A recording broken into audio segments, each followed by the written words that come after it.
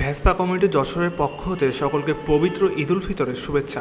ঈদের তৃতীয় দিন সময় বিকাল 4টার দিকে ভেসপা কমিউনিটির র্যালি ডিসি অফিসের সামনে থেকে দড়াটানা হয়ে RN রোড অতিক্রম করে মুরলী মোড় হয়ে রেল স্টেশন মুজিব সড়ক হয়ে আবার ডিসি অফিস চত্বরে শেষ হয়। এতে 40টিরও মতো বিভিন্ন মডেলের ভেসপা গাড়ি অংশগ্রহণ করে।